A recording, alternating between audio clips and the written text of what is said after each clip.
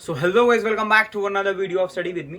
सो guys, इस video में बात करने वाले हैं जीआरएमसी के बारे में कि how to score examination in governance, जो कि सीएस प्रोफेशनल का मॉड्यूल 1 का सब्जेक्ट है, जो कि पहले ही पेपर है और बहुत लेंथी पेपर है, बहुत बोरिंग पेपर है।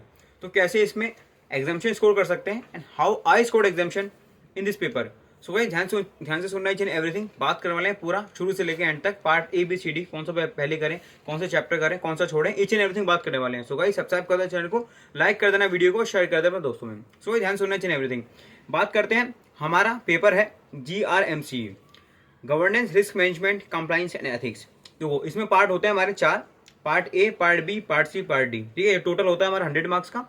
और पार्ट A हमारा होता है 11 चैप्टर होते हैं, जो दे सकते हैं आपको 50 marks. Yes, 11 chapter 50 marks. Part B होता है हमारा सिर्फ एक चैप्टर, जो कि दे सकता है 20 मार्क्स, जिसका नाम है रिस्क मैनेजमेंट। हाँ जी, तो भाई रिस्क मैनेजमेंट सिर्फ 20 नंबर का एक चैप्टर।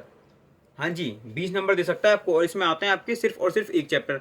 फिर आता है भाई पार्ट B, तो बता दिया। पार्ट C में होते हैं आपके 2 chapter, chapter number 13, chapter number 14। 13 में आता है आपका इंटरनल कोड और 14 में आता है आपका रिपोर्टिंग। 2 चैप्टर आपको दे सकते हैं सिर्फ 20 नंबर। ठीक है, तो मतलब कह सकते हैं पार्ट B और C आपको 40 नंबर दे सकते हैं। भाई 40 तो पास होने के चाहिए होते हैं। हाँ जी, तो सबसे बड़ी स्ट्रेटेजी यही है कि आपको सबसे पहले पार्ट B करना है, पार्ट C करना है। और इतना ज्यादा कंटेंट नहीं है, आप बार बार पढ़ोगे ना तो आपको बहुत छोटा कंटेंट लगेगा। आप इसको बार बार रिवाइज करोगे। अब मैंने कैसे रिवीजन किया, कैसे रिवीजन करते हैं, कितने घंटे में रिवीजन होना चाहिए, और एग्जाम के पहले दिन हम जो उसी दिन है ना, सेम डे, क्योंकि 9 बजे एग्जाम था, तो आप सेम डे कैसे रिवीजन करते हैं उसका भी बताते हैं। ठीक है, तो ध्यान से सुनना। पहले बात आती है भाई, हम पढ़ते हैं पूरा मॉड्यूल। ICSI का पूरा मॉड्यूल मैंने पढ़ा। ठीक है, उसके बाद नोट्स बनाए, पढ़ते गए, नोट्स बनाते गए।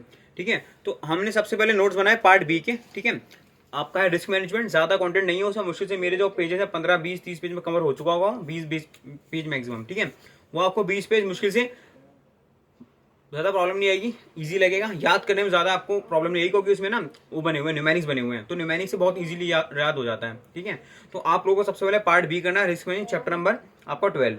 फिर आता है पार्ट C, ये करेंगे, नोट्स भी साथ साथ बना लेना। ठीक है, फिर आती है बात, और नोट नहीं बना पाओ, मुश्किल आती है नोट्स बनाने, तो मुझे DM कर देना, मैं आपको नोट्स आपको प्रोवाइड कर दूंगा। बहुत बेहतरीन की नोट्स हैं, हैंड नोट्स हैं, मॉड्यूल पूरा कवर्ड है, जो ICSI के पास पेपर है वो भी कवर्ड है, तो बहुत मजा आ जाएंगे पढ़ के। अब भाई आपने बताया पार्ट B कर लिया, पार्ट C कर लिया, लेकिन यहाँ तो सिर्फ 40 मार्क्स बने ना हमारे, और 40 में से कितने आ जाएंगे, 25-30 मैक्सिमम। फिर भी हमें एग्जामिनेशन लाने के 30-35 नंबर तो बचे हैं ना, वो कैसे लाने हैं, उसके लिए हम पकड़ेंगे पार्ट A को। भाई पार्ट D नहीं करना है, पार्ट D लास्ट में करेंगे।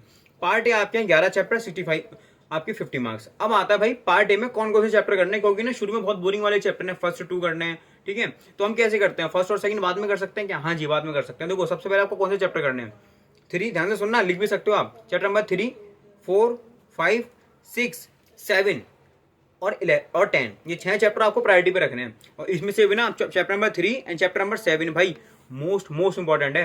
ये 2 चैप्टर आराम से 15-20 नंबर दे सकते हैं, और पूरे 6 चैप्टर ना आपको मिला के आराम से 30 से 35 नंबर दे सकते हैं। तो यार 6 चैप्टर करोगे सबसे पहले पार्ट A में, उसके बाद आप जाओगे बाकी चैप्टर्स पे।